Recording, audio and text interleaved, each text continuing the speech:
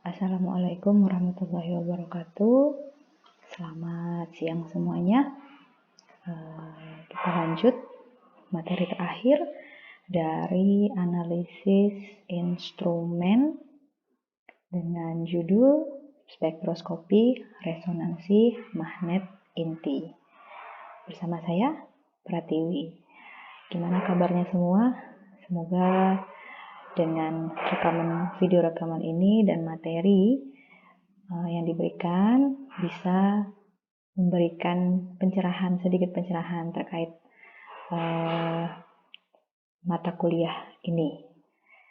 Sebelumnya kita sudah membahas instrumentasi spektroskopi UV, spektroskopi fluorescence, inframerah, dan absorpsi atom.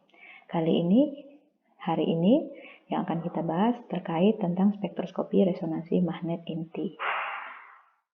Pada intinya, materi analisis instrumen ingin memperkenalkan, saya ulangi sekali lagi, ingin memperkenalkan kepada kalian semuanya yang mengambil mata kuliah ini untuk mengetahui alat atau instrumen apa yang tepat digunakan jika sampel saya memiliki sifat seperti yang pertama, sampelnya itu di dalam sampel mengandung kandungan logam. Instrumen apa yang tepat ketika sampel mengandung kandungan logam? Ya, contohnya itu, misalnya kandungan logam dalam tanaman. Di dalam tanaman tersebut terdapat logam Fe. Maka dari sekian macam jenis instrumen yang ada, spektroskopi apa yang tepat? Oh, ternyata spektroskopi serapan atom yang tepat untuk mendeteksi adanya logam. Kemudian contoh berikutnya, jika di dalam suatu sampel itu terdapat suatu senyawa yang namanya rutin. Nah, rutin itu memiliki rumus molekul yang besar. Ya kan? Nah, di dalam rutin tersebut terdapat ikatan I dan ikatan N. Nah, dasar seperti itu, instrumen apa yang tepat yang bisa kita gunakan untuk mendeteksi rutin di dalam sampel kita? Bisa saja kita gunakan yang namanya spektroskopi UV visible untuk mendeteksi adanya rutin. Jadi outputnya adalah kemampuan kalian mengerti dan memahami prinsip dasar dari instrumen yang digunakan, dihubungkan dengan sifat senyawa kimia apa yang akan kalian deteksi di dalam sampel. Ya, nah hari ini kita akan membahas terkait spektroskopi resonansi magnet inti. Coba kita lihat, sesuai dengan namanya, ya kan, Nuclear Magnetic Resonance (NMR). Nah, NMR ini merupakan instrumen yang prinsipnya ada hubungan dengan sifat magnet dari inti atom. Jadi senyawa seperti apa yang bisa kita deteksi dengan menggunakan NMR? Yaitu senyawa dalam kondisi atomnya. Ya, kalau molekul itu terdiri dari beberapa atom. Ya kan? Sehingga dari beberapa atom tersebut di inti atomnya ada nggak terdapat sifat medan magnet? Nah, ini yang dimaksud. Dari sifat medan magnet yang diinginkan itu akan memberikan respon kepada alat, sehingga alat ini mampu mendeteksi ada atom A, atom C, atom O, atom N, ya. Nah, tergantung apakah atom-atom tersebut memiliki sifat medan magnet. Fenomena yang terjadi di NMR itu pertama kali diperkenalkan pada tahun 1946 oleh para fisikawan. Kemudian perkembangan NMR di tahun 60-an, NMR ini berkembang penting untuk dapat yang namanya mendeteksi adanya struktur senyawa kimia, yaitu elusidasi struktur. Di elusidasi struktur itu sendiri adalah salah satu teknik penyusunan atau merangkai struktur kimia dari suatu senyawa kimia. Ya, Untuk materi ini kita tidak akan sampai bagaimana caranya kalian menyusun senyawa kimia itu tidak. Yang penting kalian paham prinsip dari penggunaan NMR untuk mendeteksi adanya suatu senyawa kimia. Nah, prinsip dasar dari NMR itu adalah spektroskopi absorpsi. Materi yang saya berikan kepada kalian sebelum-sebelumnya juga terkait dengan spektroskopi absorpsi. Spektroskopi UV visible. Materi atau molekul harus mampu menyerap sinar UV atau sinar visible. Kemudian fluorometri, absorpsi juga, dia harus mampu menyerap sinar kemudian mampu melepaskan sinar dalam kondisi emisinya. Spektroskopi serapan atom, atom dalam kondisi dasarnya harus mampu menyerap energi sesuai dengan energi atomnya tersebut. Kemudian IR juga sama, diberikan panjang gelombang IR, kemudian materi atau molekul tersebut menyerap radiasi IR. Ketika molekul tersebut memiliki atau mengalami kondisi regangan dan tekukan sehingga mengakibatkan momen dipol, maka molekul tersebut mampu menyerap sinar IR. Nah, yang ini hari ini akan kita bahas merupakan spektroskopi absorpsi juga, di mana atom, inti atom yang memiliki sifat medan magnet mampu menyerap, mampu menyerap sinar magnetik yang diberikan, yang menyebabkan atom tersebut mampu memberikan respon pada alat ini. Kondisi yang sesuai di mana untuk mengabsorpsi pada umumnya diberikan radiasi elektromagnetik. Macam-macam gelombang elektromagnetik yang kalian kenal itu panjang gelombangnya dari panjang gelombang sekian sampai di sini dikatakan adanya frekuensi radio. Masing-masing frekuensi itu akan memberikan radiasi elektromagnetik yang berbeda-beda. Ya, frekuensinya tergantung dari sifat sampel. Makanya dikatakan di sini tergantung sifat sampel kalian itu seperti apa. Pelajari dulu sifat sampelnya. Ketika kalian sudah mengetahui sifat sampelnya seperti apa, sifat sampelnya itu mampu menyerap ikatan Pi dan ikatan N. Maka spektroskopi apa yang harus saya pilih? Sudah bisa dijawab dari pertemuan sebelumnya. Oke, kemudian untuk mengetahui ada tidaknya magnet inti yang terjadi pada atom, maka dikenallah yang namanya fenomena NMR. Di fenomena NMR ini yang paling sering terjadi itu adalah terjadinya spinning inti. Intinya itu berotasi. Dicontohkan di slide ini adalah atom hidrogen. Atom hidrogen sebelum dia diberi medan magnet dari luar, atom hidrogen di sini memiliki pengaruh yang kecil terhadap medan magnet. Atom hidrogen memiliki sifat kemagnetan. Ya kan?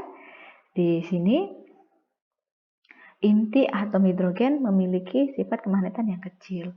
Untuk dapat membuat si medan magnet hidrogen untuk dapat inti medan magnet hidrogen tersebut memberikan respon, maka diberilah pengaruh medan magnet dari luar, sehingga si inti atom hidrogen mampu merespon medan magnet tersebut. Ya, di mana kondisinya bisa dinyatakan dalam kondisi orientasi paralel ataukah anti paralel, yaitu yang searah dengan medan magnet dari luar ataukah yang berlawanan arah dengan medan magnet dari luar. Slide berikutnya akan menjelaskan. Di sini dikatakan adanya kondisi spinning. Ya, di sini di mana dikatakan B0 ini adalah kondisi pemberian medan magnet dari luar. Arah ke atas ini adalah arah dari medan magnet dari luar. Kemudian yang ini ada tulisan searah ataupun berlawanan, ini adalah inti yang mengalami kondisi peristiwa spinning, di mana ada yang mengalami searah dengan medan magnet dari luar, ada yang berlawanan arah dengan medan magnet dari luar. Kondisi seperti ini, ada yang searah dan ada yang berlawanan arah, menyebabkan terjadinya perbedaan energi. Adanya perbedaan energi menyebabkan proton akan berpresisi sesuai dengan frekuensi. Nah, Bu, kenapa bisa terjadi perubahan energi? Kita simulasikan kondisi ini. Kondisi ini saya simulasikan dalam kondisi kita berenang. Ya, waktu kecil mesti suka airnya itu naik, arus, dilihat arusnya di situ, ramai itu anak-anak pada mandi. Kemudian ada anak yang berenang mengikuti arus air. Kadang ada yang sambil senderan. Ya, kadang ada yang sambil senderan, menyebabkan anak tersebut berpindah dari titik A menuju ke titik B dengan tidak mengeluarkan energi yang besar. Kemudian ada anak satunya lagi yang dia akan melawan arus, menyebabkan dia akan berpindah dari titik A ke titik B, memerlukan energi yang sangat besar. Selisih energi yang diperlukan dari untuk anak berdua tersebut menyebabkan perubahan frekuensi. Frekuensi inilah yang akan memberikan letak di mana atom tersebut berpresisi ketika dia diberikan medan magnet dari luar. Ya, di sini contohnya. Contoh ketika dalam kondisi tidak terdapat medan magnet, ini tidak terdapat medan magnet, kondisi protonnya itu dalam kondisi ketidakteraturan. Artinya di mana aja dia bisa letak protonnya. Namun ketika diberikan medan magnet dari luar, H0 ini sama dengan B0 ya, maka muncul keteraturan. Keteraturannya dalam kondisi yang searah dengan medan magnet dari luar, ya, yang searah, dan yang berlawanan arah. Nah, ini yang dimaksud. Fenomena inilah yang digunakan pada spektroskopi nuklear magnetik inti untuk melihat respon ada tidaknya atom itu berada pada sampel tersebut. Ya, di sini positif itu searah, negatif itu berlawanan arah. Jadi positif negatif di sini tidak menunjukkan di kekurangan atau kelebihan elektron. Di sini hanya menggambarkan arah protonnya saja. Nah, di sini semakin besar perbedaannya, maka energi yang ditimbulkan juga semakin besar. Ya. Lanjut. Nah, muncul frekuensi energi ketika dia mengabsorpsi medan magnet. Tadi dikatakan selisih energi yang muncul adalah delta E. Delta E di sini akan dipengaruhi oleh yang namanya ini. Ya, rumus yang ada di depan kalian. Terus, dari rumus yang ada di depan kalian ini, kita turunkan di sini untuk menunjukkan berapa nilai frekuensinya. Di mana dia akan berpresisi. Ketika nilai frekuensinya akan sangat dipengaruhi oleh kekuatan, ini konstanta, magnetnya. Kemudian jari-jari atom. Jari-jari atom. Dan di sini ada yang namanya medan magnet dari luar.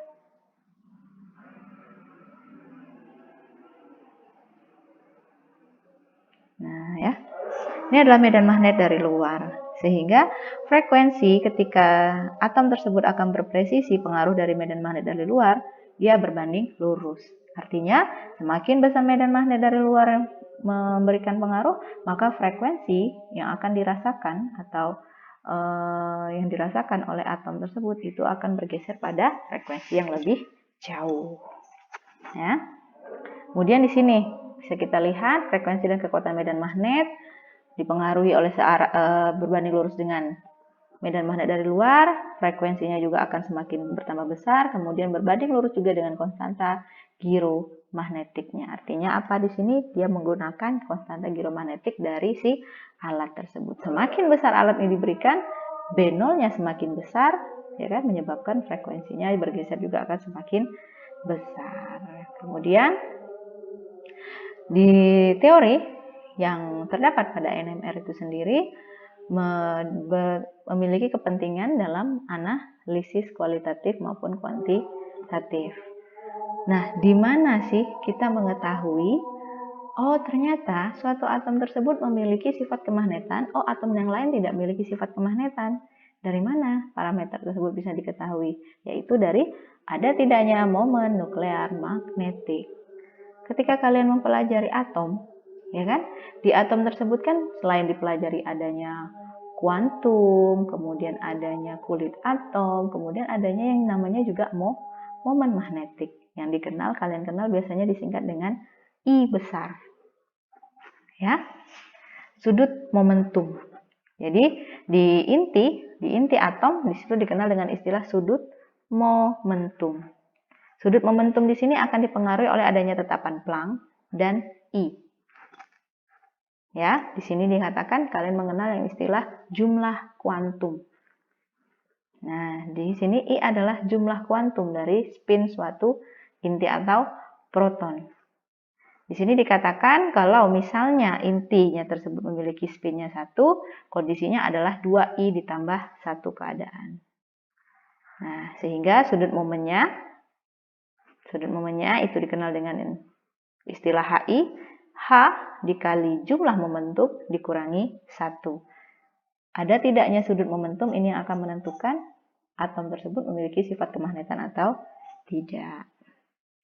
Lanjut, inti proton. Jika dia tidak memiliki I, yaitu jumlah kuantum, dia tidak memiliki kuantum, 0, ya, di situ dikatakan sudut momentumnya sejajar, di sini dikatakan berlaku rumus yang ada ini. Makanya akan berlaku yang namanya rasio giro-magnetik. Karena momentum itu akan sangat berpengaruh pada rasio giro-magnetik. Kalian mengenal ada istilah 1 plus minus 1 artinya plus 1, 0 dan 1 itu kuantum. Kalau seandainya dia 0, dia tidak memiliki kuantum atau momentum yang menyebabkan dia memiliki sifat kemagnetan. Kalau misalnya kita lihat dari kondisi atomnya itu sendiri, kalian sudah mengenal yang namanya nomor massa dan nomor atom. Ya, nomor massa dan nomor atom. Nih, X. Ada A, ada B. Ya kan? Kita mengenal di situ ada nomor massa dan nomor atom. Nah, bisa kita katakan jika nomor massa dari suatu atom X bersifat memiliki ganjil dengan nomor atomnya ganjil atau genap, maka dia memiliki spin kuantum karena spin kuantumnya nilainya sekian. Namun, jika genap, nomor massanya genap, tapi nomor atomnya genap dan genap, menyebabkan dia tidak memiliki kuantum, nilainya 0. 0 inilah yang menyatakan bahwa dia tidak memiliki sifat kemagnetan. Yang terakhir, jika nomor massanya ganjil, nomor atomnya genap ataupun ganjil, maka dia memiliki spin kuantum seperti ini. Sehingga atom itu sendiri ya bisa kita lihat dari nomor massa dan nomor atomnya. Ada tidaknya momentum, ada kuantum yang menyebabkan dia bisa memiliki sifat kemagnetan. Nah, di sini bisa kalian lihat seperti yang ada di slide di depan kalian, hal-hal yang dapat berpengaruh. Artinya apa?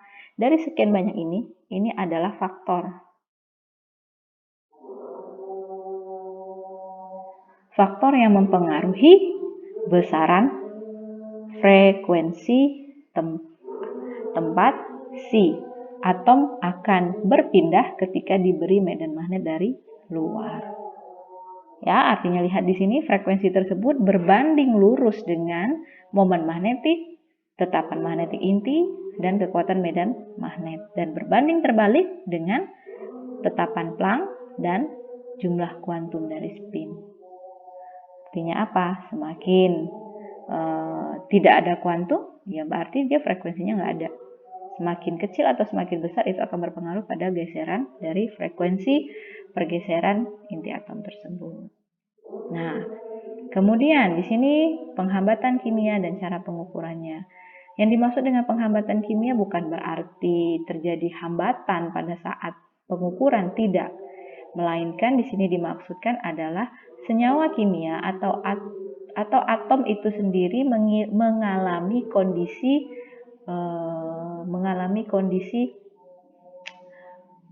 kondisinya sendiri ketika dia ditempeli, ya kan? Ketika dia ditempeli jumlah atom yang lain, baik yang sama ataupun tidak. Contohnya di sini, ya, dikatakan di sini suatu sampel, ya kan, dia diberikan medan magnet sebesar 1,4 Tesla. Ya, ketika dia diberikan medan magnet 1,4 Tesla, maka frekuensi dia akan berpresisi atau akan berada pada kondisi 60 MHz. Ya, nah di 60 MHz ini bukan tidak punya alasan kenapa dia berada pada 60 MHz. Kenapa dia tidak berada pada 90, 120 atau berikutnya?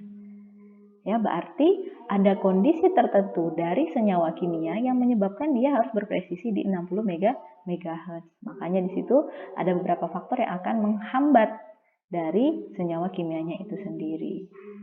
Ya, jadi masing-masing senyawa kimia tidak memberikan hasil yang berbeda-beda. Seperti dari slide sebelumnya, ada faktor yang menentukan berapa frekuensinya yang akan muncul. Contoh di sini ada etanol, ada CH3, CH2, OH. Ya kan? Di sini dikatakan dia memiliki 3 karakter proton. Artinya apa? Dia punya 3 jenis atom. Atom C, atom H, dan atom O. Masing-masing dari atom tersebut memiliki sifat kimia sendiri-sendiri. Ya. Selain dia memiliki sifat kimia sendiri-sendiri, dia juga dipengaruhi oleh sifat kimia atom yang lainnya.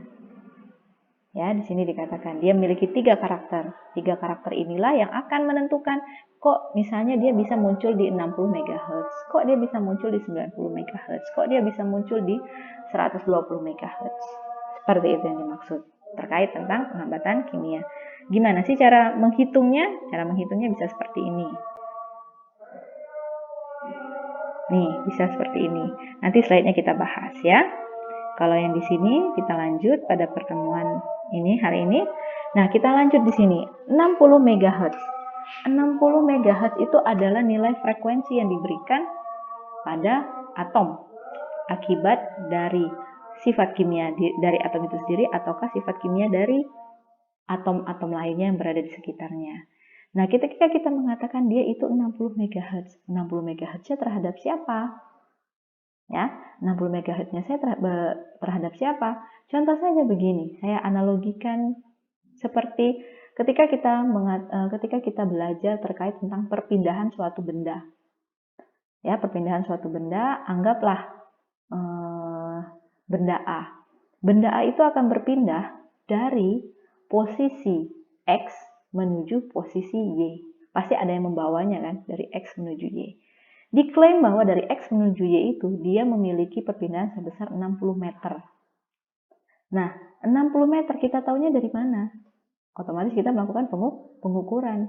Nah, di sini untuk mengetahui besarnya 60 meter itu berpindahnya 60 meter itu dari mana? Maka yang digunakan itu adalah titik 0.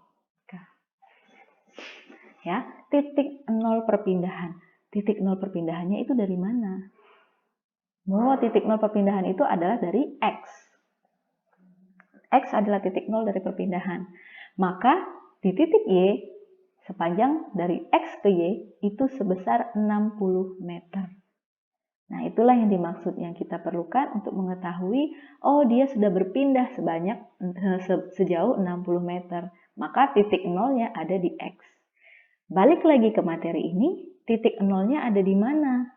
Kan dia bisa bilangnya berpindah 60 MHz. Maka kita memerlukan yang namanya titik 0. Untuk suatu senyawa kimia, diperlukanlah senyawa kimia pembanding yang mengatakan bahwa senyawa kimia tersebut berada pada titik 0 Hz. Sehingga kita lagi katakan, oh dia berpindah 60 MHz. Nah, senyawa kimianya itu apa? Yaitu senyawa tetrametilsilen. Tetrametilsilen ini kok ibarat kata nggak bakal bergerak. Ya, di sini dikatakan dia 0 Hz. Dia nggak bergerak sama sekali. Kenapa tetrametilsilen ini tidak bergerak sama sekali ketika diberikan medan magnet dari luar? Dikarenakan apa? Atom Si yang terdapat pada tetrametilsilen itu dilindungi oleh 4 jenis atom CH3. Sehingga ketika ada medan magnet dari luar, atom Si ini tidak sama sekali merasakan medan magnet dari luar tersebut. Sehingga dia tidak berpindah kemana-mana. Nah, Ini adalah sifat dari senyawa tetrametilsilen. Jadi tetrametilsilen itu adalah satu senyawa referens yang digunakan di dalam NMR sebagai patokan titik nol. Ya, titik nolnya dari senyawa yang kita uji. Di sini lanjut lagi bagian dari alat NMR itu sendiri. Ini adalah tempat sampel. Ya, kemudian di sini ada medan magnet dari luar. Ya, kemudian ini adalah bentuk dari respon senyawa atau atom yang ada pada senyawa atau sampel kita. Nah, di sini, bila inti dalam sampel tidak memberikan sumber resonansi, maka dikatakan radiofrekuensinya radiofrekuensi yang lemah. Kemudian tadi ada istilah yang namanya penghambatan kimia. Kalau di sini dikatakan selain penghambatan kimia dikenal juga dengan istilah chemical shift.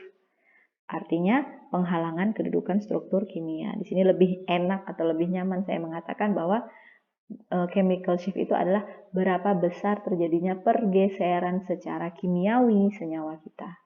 Contohnya ini 60 MHz. Berapa besar pergeserannya? Sebesar 60 MHz. Dibandingkan terhadap apa? Dibandingkan terhadap 0 Hz. 0 Hz itu senyawanya apa? Namanya tetrametilsilen. Di sini ketika diberikan medan magnet sebesar 1,4 Tesla.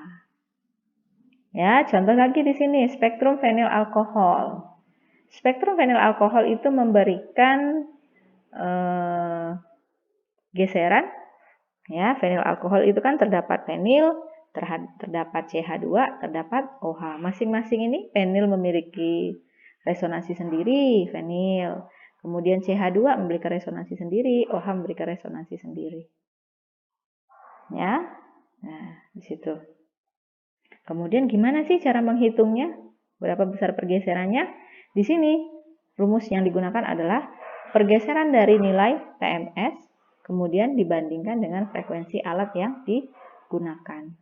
Alat yang digunakan satuannya adalah Hertz. Ya, sama-sama satuannya Hertz. Jika megahertz, maka harus kalian ganti terlebih dahulu satuannya ke dalam kondisi Hertz. Ya, di sini nampak jelas ketika kita gunakan medan magnet dari luar, semakin meningkat medan magnet dari luar, maka geseran kimiawinya juga akan semakin besar. Ya, di sini 60 MHz dia memberikan geseran kimiawi di 126. 250 MHz dia memberikan geseran kimiawi sebesar 525 Hz.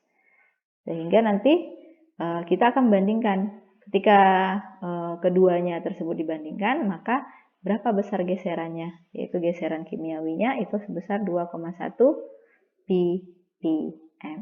Jadi 2,1 ppm itu adalah besaran dari geseran kimia. Satuannya bukan part per million. Benar part per million, tapi bukan dalam kondisi konsentrasi, tapi dalam kondisi hertz per megahertz. Ya, jangan sampai terbalik dengan istilah ppm dalam konsentrasi seperti yang kalian kenal sebelumnya. Ini bukan konsentrasi, tapi perbandingan antara hertz dan megahertz. Nah, faktor-faktor apa saja tuh yang berpengaruh pada pergeseran kimia? Yang pertama, itu ada yang namanya elektronegativitas. Ada tidaknya hubungan elektronegativitas yang dimiliki pada inti atom. Ya, yang dimiliki oleh inti atom itu tuh apa pengaruhnya? Pengaruhnya ternyata ada kondisi atom yang mengalami peristiwa shielding, yaitu dilindungi. Contoh tadi seperti atom Si yang dilindungi oleh 4 molekul atom CH3, ataukah deshielding, di mana suatu kondisi atom tersebut tidak terlindungi, sehingga atom itu akan sangat merasakan medan magnet dari luar yang sangat besar. Karena akibat dia merasakan medan magnet luar yang sangat besar, maka frekuensinya akan memiliki frekuensi yang lebih besar. Logikanya seperti itu. Coba kalian perhatikan tabel yang ada di sini. Contohnya ada Si, ada atom I, Br, Cl, dan F. Ini adalah atom-atom yang nempel di alkil. Ini adalah alkil ya. Nih, CH3, CH2. Ini adalah alkil. Ketika dia ditempeli Si, dia tidak bergerak. Karena Si memiliki sifat elektropositif. Kemudian I, Br, Cl, dan F. Ketika semakin ke F, ya di sini geseran kimiawinya juga akan semakin bertambah besar. Nah, ya geseran kimiawinya akan semakin bertambah besar. Artinya apa? Bahwa di F, atom F itu semakin tidak terlindungi. Ya kan? F membuat si CH2 tidak terlindungi. Si karena dia bersifat elektropositif membuat si CH3 semakin terlindungi. Apa hubungannya sifat elektronegativitas dengan besaran geseran kimia? Jadi ini kondisinya berarti kalau misalnya kita bandingkan sajalah I dengan F ya dalam satu golongan.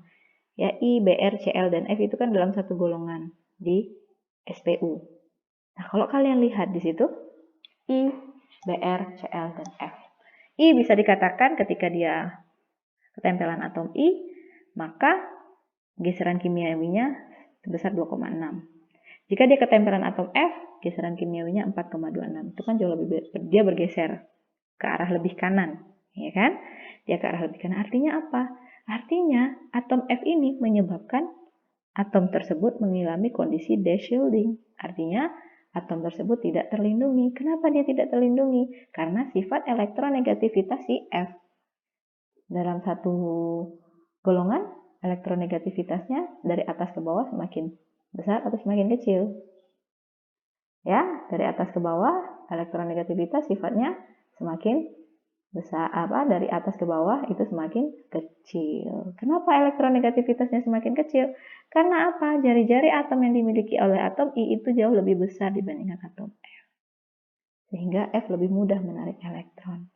Menyebabkan kondisi deshielding menjadi terbuka lebar. Ya. Ini sudah penjelasannya, bisa kalian baca lagi. Nah, terkait tentang gugus elektronegativitas juga sudah saya jelaskan. Yang kedua itu adanya pengaruh ikatan van der Waals. Ikatan van der Waals ini tidak terlalu banyak mempengaruhi geseran kimia. Di sini hanya muncul beberapa pada kondisi senyawa-senyawa tertentu saja, contohnya pada steroid ataupun alkaloid jika terjadi kondisi substitusi. Kemudian yang ketiga adalah pengaruh dari anisotropi. Anisotropi ini pengaruhnya terjadi jika senyawa tersebut memiliki gugus ikatan rangkap, yaitu rangkap 2 ataupun rangkap 3. Sehingga anisotropi ini sangat besar pengaruhnya, lebih besar pengaruhnya daripada elektronegativitas. Contoh yang ada di depan kalian ini adalah spektrofotometer sederhana dari NMR itu sendiri. Nah, kemudian kita lanjut ke bagaimana cara memperoleh spektrum NMR. Tadi kan kalian sudah mempelajari itu apa saja yang terjadi di NMR. Kira-kira senyawanya bagaimana ya ketika dia di NMR. Ya, kalau di sini kita akan mempelajari terkait tentang bagaimana cara memperoleh spektrum NMR itu sendiri. Ada dua teknik yang bisa kita gunakan. Yang pertama continuous wave dan pulse Fourier transform. Kalau teknik continuous wave di sini dikatakan di situ akan ada yang namanya eksitasi yang dilakukan, ya kan? Masing-masing atom itu sendiri-sendiri. Kalau seandainya di situ ada dua jenis atom, misalnya ada atom C dan atom H, maka atom C terlebih dahulu dieksitasikan, kemudian atom H secara bergantian. Otomatis memerlukan waktu yang sangat lama, ya, tapi bisa memberikan spektrum NMR. Tekniknya ada dua di continuous wave, bisa Phillips wave ataupun frekuensi wave. Kalau di Phillips wave ini dikatakan medan magnetnya yang divariasikan. Kalau frekuensi wave, frekuensinya yang divariasikan, medan magnetnya tetap. Nah, kemudian ada juga dengan menggunakan teknik Fourier transform. Di Fourier transform, semua atom yang ada di dalam molekul tersebut dieksitasikan secara bersama-sama. Ya, dieksitasikan secara bersama-sama sesuai dengan gelombang radionya sendiri. Kemudian hasil eksitasinya tersebut akan diterima dalam bentuk sinyal. Sinyalnya itu dalam bentuk free induction decay atau dikenal dengan FID. Nah, dari FID inilah akan ditransform atau akan dirubah menjadi time domain, waktu domain, dan frekuensi domain. Jadi pada intinya dengan menggunakan Fourier transform, perubahan sinyal dalam perubahan sinyal dari time domain berubah menjadi frekuensi domain. Itu yang dimaksud dengan Fourier transform. Seperti ini. Nah, ini adalah time domain dari Fourier transform. Di Fourier transform kan berubah menjadi frekuensi domain. Ya, berubahnya kayak seperti ini. Nah, ini adalah bentuk dari spektrum NMR itu sendiri. Kalau misalnya kalian melihat jauh lebih dalam terkait tentang hasil NMR, itu bisa kita katakan itu kayak model rumput. Ya, gelombang-gelombang rumput yang akan keluar. Seperti detak jantung. Nah, itu dia. Tapi di sini kita melihat struktur senyawa kimia. Sehingga dari kedua cara tersebut akan diketahui, oh ternyata teknik Fourier transform itu memiliki kelebihan dibanding continuous wave. Seperti yang ada di slide kalian. Nah, di sini saya hanya akan mensimulasikan atau menjelaskan salah satu jenis atom saja ketika dia mengalami peristiwa atau kondisi NMR. Maka di sini yang digunakan itu adalah atom H, hidrogen. Ya, atom hidrogen di sini. Ketika dia mengalami atau ketika dia dilakukan pencarian spektrum NMR-nya, maka atom hidrogen di sini dia akan memberikan yang namanya informasi. Informasi apa yang dimaksud? Yang pertama adalah banyaknya jenis lingkungan hidrogen yang berbeda dalam satu molekul. Wah, ini kayak gimana, Bu? Saya bingung ini membayangkannya. Contoh, etanol, CH3, CH2OH. Nah, di etanol ini kan ada atom H kan ya? Nah, ketika kita menggunakan NMR, baik itu dengan menggunakan continuous wave atau Fourier transform, di situ ada atom C, ada atom H, ada atom O. Saya contohkan saja salah satu yang digunakan itu adalah atom H. Ya, informasi apa saja yang bisa diberikan oleh atom H di situ? Bahwa banyaknya jenis lingkungan hidrogen yang berbeda dalam satu molekul. CH3, CH2OH ini adalah molekul etanol.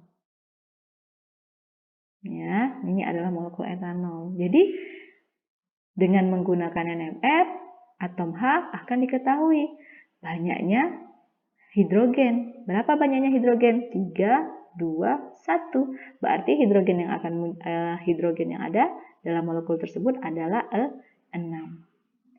Ya, dalam satu molekul, yaitu molekul etanol. Kemudian yang kedua, banyaknya atom hidrogen yang ada pada masing-masing lingkungan hidrogen. Nah, masing-masing lingkungan hidrogen yang maksud yang mana? Ya ini, ada CH3. Saya kasih warna yang berbeda. Ada CH3, ada CH2, ada OH. Ini adalah masing-masing lingkungan hidrogen. Berapa banyak jumlah atomnya? Masing-masingnya. Ada yang punya 3, ada yang punya 2, ada yang punya 1. Ya, kemudian yang ketiga, banyaknya atom hidrogen pada atom karbon tetangga. Artinya apa? Di sini saya kasih warna yang berbeda lagi. Nih, kasih CH3 nih. Dia punya tetangganya si CH2. Maka dia ini yang si CH3 akan memberitahukan bahwa oh, saya punya tetangga sebanyak 2 atom H. Itu yang dimaksud. Ya, salah satunya informasi yang diberikan ketika kita menggunakan NMR atom H. Contohnya ada di sini. Nah, ini dia contoh berikutnya. Ini contoh spektrum dari NMR atom H. Kalau kalian lihat tadi, yang pertama informasinya apa? Dia akan memberikan jumlah atom H pada molekul. Jumlah atom H pada molekulnya ada berapa? Ini ada 3, ini ada 2. Ya, maka di sini jumlah atomnya ada 5. Kemudian dia akan beritahukan masing-masing jumlah atom. Oh, ternyata di sini di CH3 ada 3 atom, di sini ada 2 atom. Dan yang terakhir dia ngasih tahu bahwa tetangganya punya 2 atom. Di sini dia. Ya, itu yang dimaksud. Kemudian, jadi dengan menggunakan parameter dengan HNMR, ya, parameter dengan menggunakan HNMR, kita dapat mengetahui berapa besaran kimianya. Kita balik lagi ke sini. Nih, ini kan ada angkanya nih. Nah, berapa besaran kimianya di sini? Inilah besaran kimianya. Kita ambil tengah-tengahnya. Oh, ternyata ada di 1,5. Kalau di sini, oh, ternyata ada di 3,5. CH3 itu berada pada geseran kimia 1,5. CH2 geseran kimianya ada di 3,5. Itu yang dimaksud. Ya, macam lingkungan kimianya. Kemudian dengan integrasi dapat diketahui jumlah relatif proton. Bu, integrasi itu yang mana sih, Bu? Integrasi itu yang ini, Nak. Nih. Ini dia. Tinggi dari di sini. Nah, tingginya. Itu yang dinamakan integrasi. Itu akan memberitahukan juga jumlah proton dari atom H. Ini juga sama nih, ini integrasi. Nah. Kemudian, dengan spin-spin coupling dapat diketahui hubungan antara posisi inti. Spin-spin coupling yang ini. Nih, kayak model yang modelnya itu seperti ini, rumput. Nah, itu dia, spin-spin coupling. Kemudian ada coupling konstan. Coupling konstan itu yang mana lagi, Bu? Coupling konstan itu yang di sini. Saya kasih warna lain lagi. Ini jarak antara nih yang kecil. Nah, yang kuning itu. Itu coupling konstan. Ya, jadi kalian tidak akan menganalisanya seperti ini. Saya hanya akan memperkenalkan saja bentuknya seperti ini. Nah, kemudian balik lagi ke electronic shielding tadi.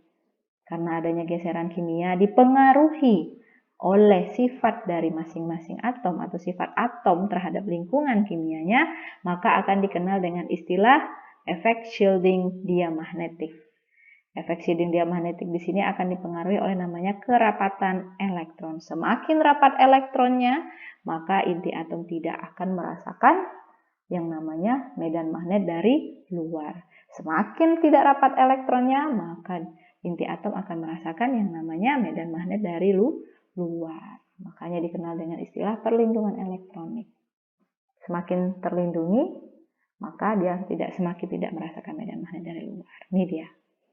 Jadi kalian bisa baca di sini sudah seperti saya katakan, makin besar kerapatan elektron, maka kekuatan medan magnet yang menentang juga akan semakin besar. Maka inti atom itu akan semakin tidak merasakan medan magnet dari luar. Menyebabkan apa? Artinya dia tidak akan bergerak. Inti atom tersebut gesernya gimana? Bisa saja tidak bergeser, ataukah dia bergeser namun geserannya itu pada frekuensi yang lebih rendah. Itu yang dimaksud.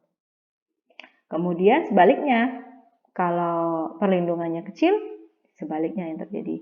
Dia akan berpresisi pada frekuensi yang lebih tinggi. Ya, karena apa? Inti atom akan merasakan medan magnet yang semakin besar. Nah, ini uraiannya. Ada dikatakan shielded, shielded, lower frequency, higher frequency. Bisa kita katakan di sini, semakin terlindungi, semakin tidak terlindungi. Semakin terlindungi, dia akan memberikan dampak frekuensinya akan semakin rendah. Ya kan? Dia berada pada kondisi energi yang sangat tinggi.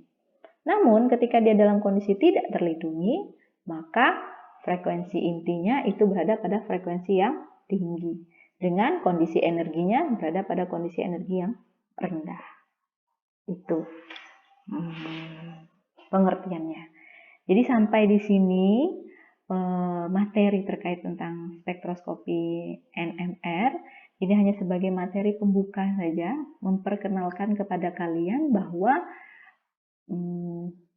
spektroskopi nuklear magnetik inti itu prinsipnya seperti apa.